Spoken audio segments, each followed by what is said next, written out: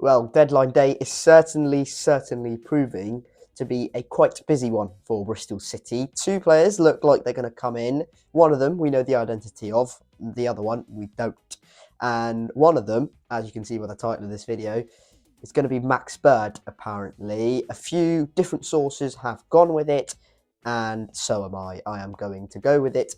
Bristol City are set to sign Max Bird on a permanent deal and then loan him back to Derby for the rest of the season.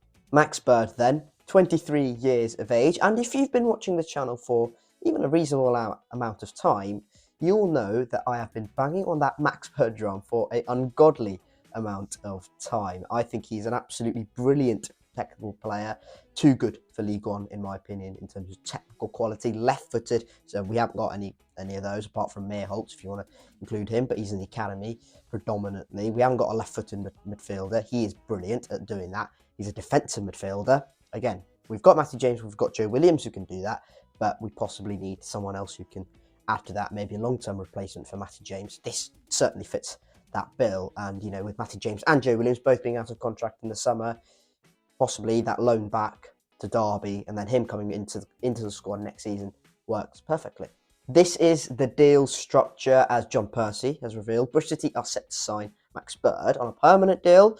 He is out of contract in the summer at Derby County, so with his age there will be some compensation due. He's not going to sign a new contract. That has been made quite public and it has become evident and growingly evident. That's why he's going to sign for us. That he's not going to sign a new contract to Derby, a contract extension. So this kind of makes sense in a way. I think this loan back to Derby will probably reduce the transfer fee Bristol City are going to have to pay, and that is obviously helpful for the financial term. And if you think about it, with the squad we have at the moment, is he going to get in ahead of Joe Williams at the moment? No, not particularly. Is he going to get in ahead of Matty James? Well, it'd be a competition, but I'd say Matty James at the moment, more settled, doesn't really have the same pressures on him than Max Bird would have. Max Bird would go back into Derby, where he's quite liked, will play regular football, and that will probably be better for his development, just to see this next 6 months out at Derby in a promotion-winning side, and hopefully a side, for his sake, they're going to win most weeks. Justin Peach from the Second Tier podcast, obviously quite well-renowned podcast. I'm sure you are all aware of them and their work. He's a Derby County fan. He's given me his thoughts on the deal. This is the following. I'll put it up on screen right now. I'm devastated. He's better than Knight for me. More technical quality, smarter in possession, and 2 years in League One has given him some more bite. Liam Manning will do bits with him.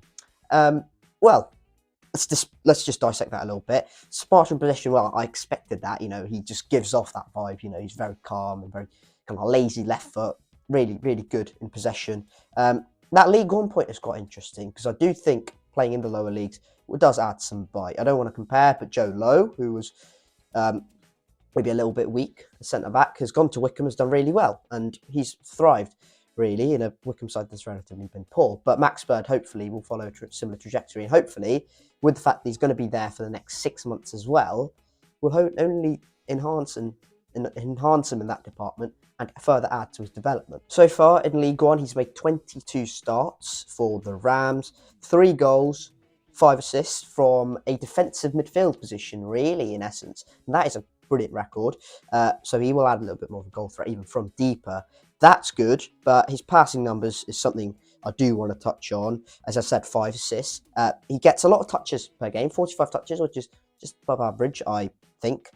4 big chances created all season. 1.2 key passes per game. Again, from defensive midfield, that's quite impressive. And you don't really see Matty James doing too many key passes per game. Again, I could go on about accurate passes, and that's not really important. That's not really relevant.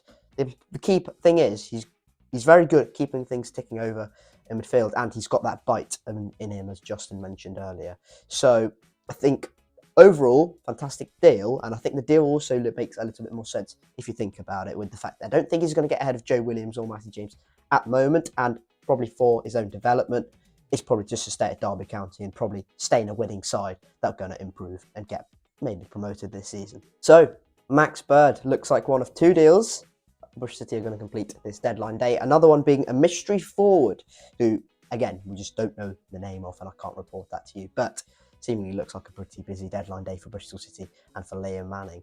Hopefully this is completed fairly soon and fairly swiftly, and by the time this is up, hopefully he's all announced and done. Thank you very much for watching. If you have enjoyed it, hit like. If you haven't already, subscribe to the Irish Football channel. I'm going to have a busy day because Bristol City are going on something and hopefully getting another one through the door fairly soon.